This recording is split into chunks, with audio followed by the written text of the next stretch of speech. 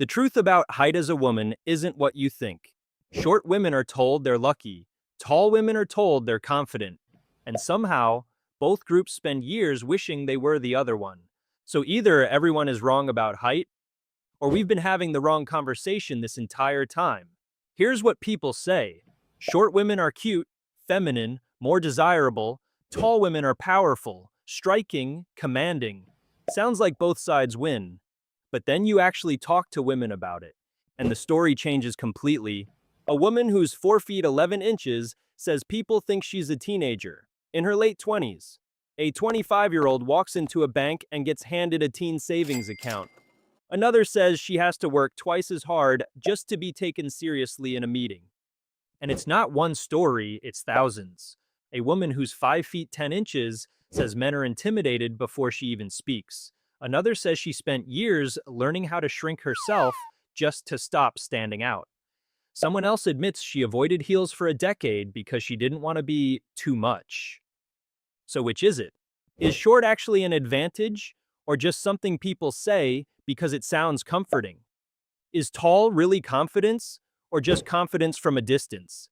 Because when you look closer, both sides are losing, just in completely different ways. Let's talk about short first. You already know the positives people love to list: cute, youthful, feminine, approachable. And at first, it sounds like a compliment, until you realize what comes attached to it. Because cute is also the word people use for things they don't take seriously. And that shows up everywhere.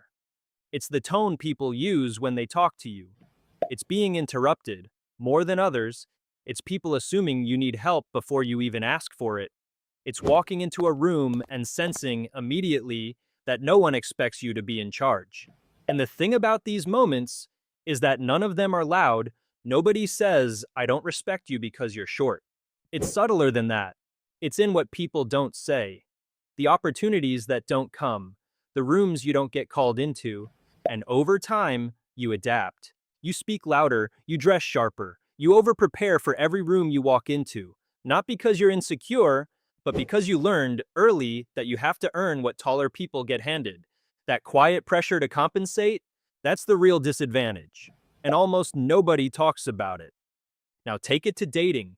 Short women are described as preferred. That's the stat everyone loves to quote.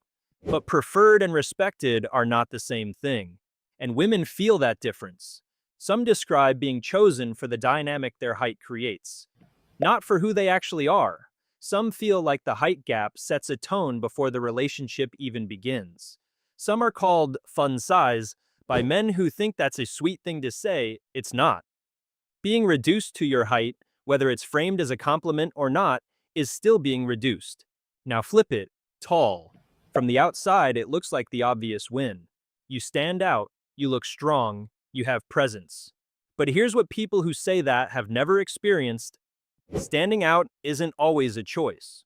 For most tall women, it starts before they're old enough to have an opinion about it. You're the tallest in your class, the tallest in your friend group, the one people clock immediately when you walk into a room. And the comments start early. "You're so tall. You should model.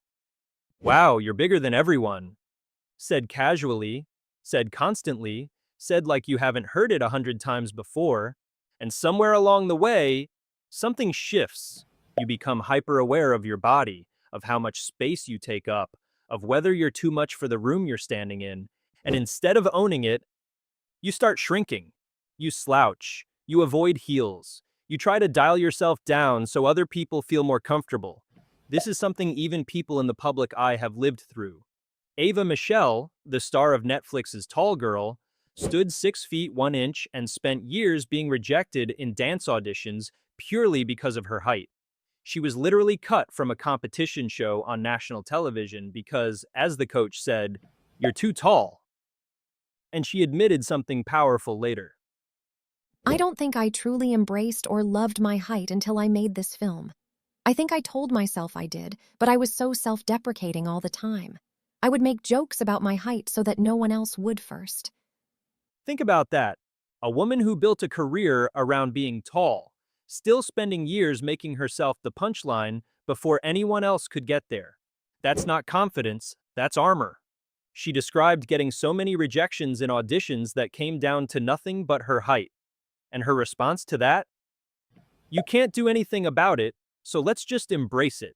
That's going to be the one thing that gets you to where you are meant to be. Before Tall Girl, she said no one would even take meetings with her because of her height. It was a real struggle, she admitted, and yet, that same height eventually became the reason she landed the biggest role of her career.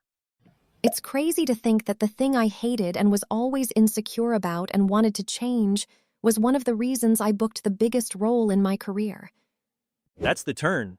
Not that tall is better, but that the thing people punish you for can become the thing that defines you. On your own terms. Now back to dating. Tall women are admired, let's be clear about that, but admiration doesn't always translate. Some men hesitate, some assume she's out of their league and never approach. Some decide before a single word is exchanged that they'd prefer someone shorter.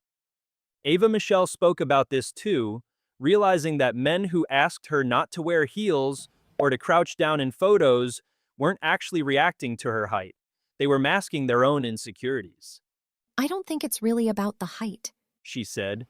I think it's about the confidence in yourself. So instead of more options, it often means fewer. Fewer approaches, more hesitation, more chances that evaporate before they even begin.